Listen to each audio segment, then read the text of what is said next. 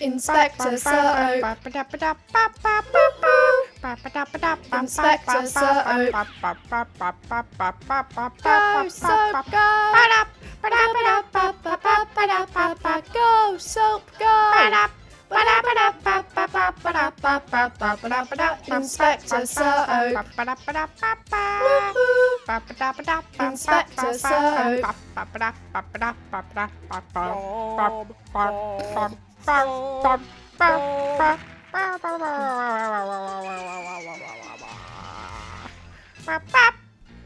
Hello, nice to meet you. I'm Soap, and on the 6th of April I turned 16, and ever since then I've been on a mission to complete 17 things before 17. We've already completed paint a mural and make a song, and we still have our ongoing goals of all the follow goals, and I will be going to TwitchCon in 4 days, which is insane.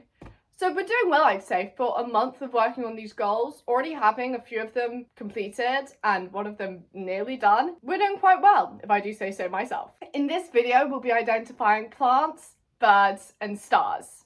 And the weather has literally been perfect for it. I've always wanted to be able to identify plants because my mother can. When I was able to walk, we went on a hike every weekend, and my mother would be able to point at a flower and name it, and I've always thought that was amazing. It was magical.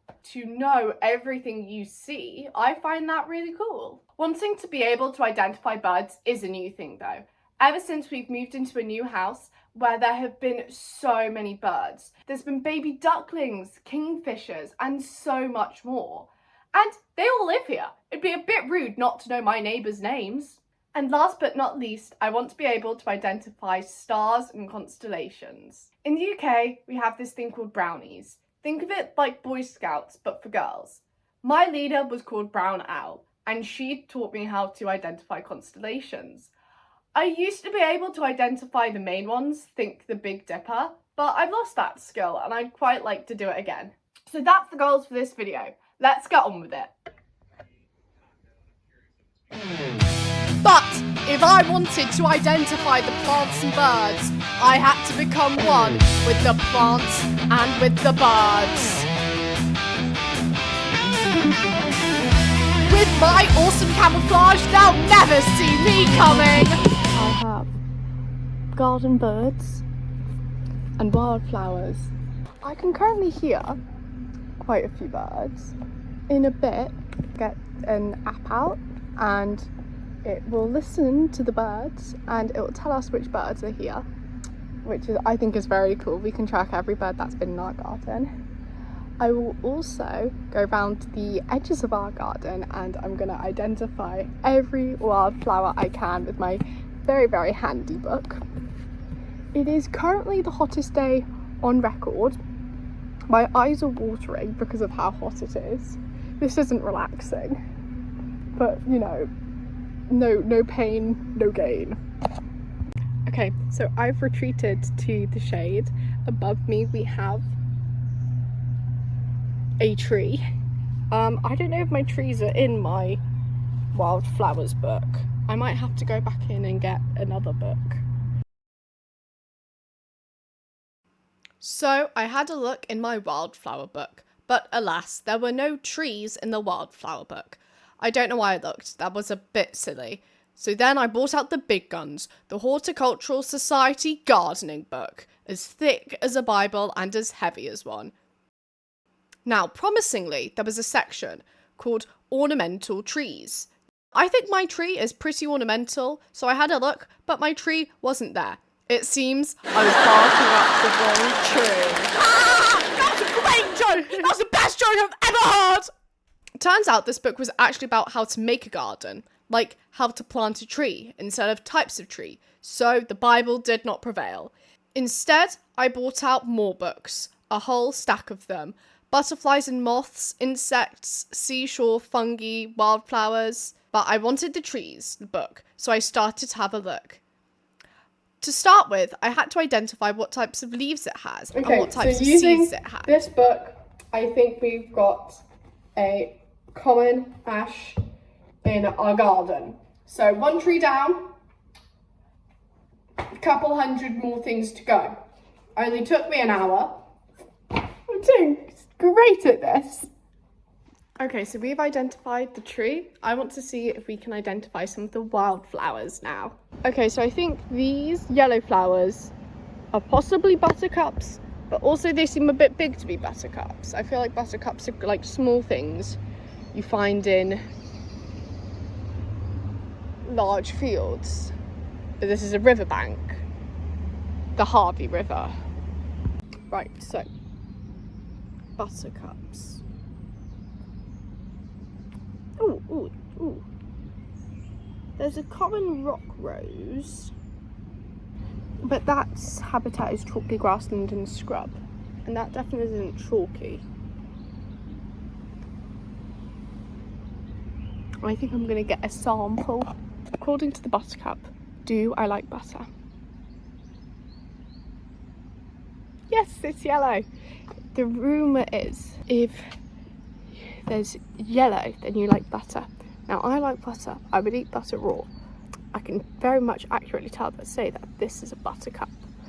And I'm now going to go inside and see if this actually is a buttercup or if I've been fooled by a false buttercup.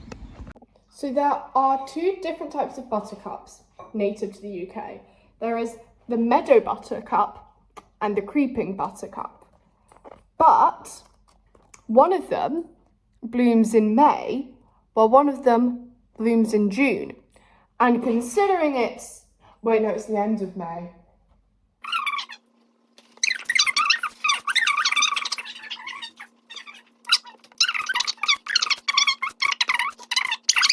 I think this is a meadow buttercup. But I think these are meadow buttercups because the leaves look really similar. Like that leaf is basically the same as that leaf. So I think these are meadow buttercups or creeping buttercups. Oh, they could be a bulbous buttercup. Oh, for Pete's sake. Oh, no. Bulbous buttercups avoid damp conditions. So it can't be a bulbous buttercup. But, case in point, it is a buttercup. On to the next flower in my garden. This really, really lovely pink flower. And I really want to know what it is. Now, I know you can see a pot down there, but this is not growing out of the pot. So, and I don't want to pick this one either. We've got loads of buttercups which we could pick. But I think this one we've just got to look at and then decide. So has everybody looked at it? Okay. Okay, so after long deliberation, we have decided that that pink plant is a red valerian, which is an escapee from gardens. I think they're really pretty. They're found in gardens. Yeah, they're not that special really, but they're really pretty. I like them. Red valerian. And not a common valerian, because the difference in colour, like it was a really bright pinky red. Meanwhile, the common valerian only has white. So this is my pile. You'll see that more in the gardening episode about what my pile's about. But we have some very interesting, or at least in my opinion, very interesting, bluish flowers. Now, if somebody asked me what they were, I would say, well, that's obviously a forget-me-not. But they seem quite big to be a forget-me-not. So, let's go have a look. They've got really big leaves and then really, really small flowers. Okay, so I don't actually think our answer is in this wildflower book. But no worries, because I still have this wildflower book that I can go through. Yeah, so here it is called a green alkanet. Note that it is in the purple blue section of the book, so wonder which genius came up with that name. As you can see here, it's got very similar flowers. The only bit where I'm like kind of questioning is that the stem here is darker than the leaves, when in the actual plant, the stem seems to be the same greeny colour as the leaves. But I think the flowers are identical, so I think we'll just go off that. Now it was time to identify birds, and I was feeling pretty confident. Any time I looked out my window, I could see a bird, so it can't be that hard. The only issue right? is currently, despite the fact that it sounds like a tropical rainforest, I can't see any birds. I can see like the trees moving, and like you can just see them for like 2 seconds. But I don't think I'm going to be able to like look at a bird and go, that's a bird, unless one like appears right. Ooh. Unless one appears right in front of me, which I feel one has. I just saw the goldfinch! No, not the kingfisher, the goldfinch. And it was red, his tummy's red. And that's how I know it's a goldfish, because I know his tummy's red. So, as I said, I saw something with some red on its tummy, and I thought this was a goldfinch because goldfinches have some red on them. But then I had a look at a photo of a goldfinch, and goldfinches actually only have red on their face and not on their tummy. So the jury's still out on whatever that one was. I'm seeing a lot of pigeons, mainly because they're the largest of all the birds I'm trying to keep an eye out for. The bird with the red tummy could be a woodpecker, because we've seen one of those. We've seen a woodpecker in this area before. Ooh, ooh, ooh. Next, I wanted to try the app that Mother Soap and I had downloaded. This app was called Merlin Bird ID by Cornell Lab, and we had been using it for the past month or so to track which birds have been in our garden, so I sat outside and listened.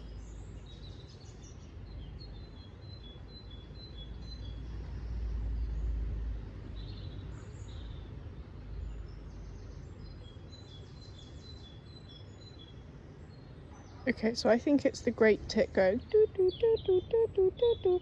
Oh, I just saw a bluebird. Not that I think it was a bluebird, just that it was blue. I think I'm gonna die if I stay out here for any longer. And also, apart from the jackdaws, I think all the birds have calmed down, relatively speaking. So I'd say that was very successful. I heard more birds than I'd argue I saw, but I found out some new birds in my garden, and hopefully, now that I know what they look like, if they ever pop in and say hi, I can call them by their name.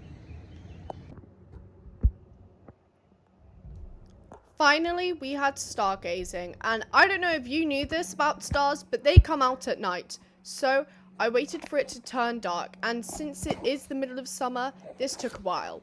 Nothing a bit of Minecraft so it's can't 24 fix. minutes past 10, and it looks pretty dark outside, so I want to see what we can and can't see. So once again, I have a book to help me. It has the night sky for every month. We are currently in May, right at the end of May though, so maybe the beginning of June would be more accurate. Let's see. The moon at the 28th of May is directly in the south, so we'll be looking directly south. Now, I want to see the Milky Way. Ooh, we could see Jupiter. Yeah, unfortunately, my hopes were too high. It was still Okay, so really it is now bright. 11:23, and I want to try again and see if we can see the stars. If I can't, we're gonna move this goal to a darker part of the year, so for later on in the series. Oh, you definitely can't see, but there is the Big Dipper up there. The Big Dipper is the only one I can locate off of Wit and Smart.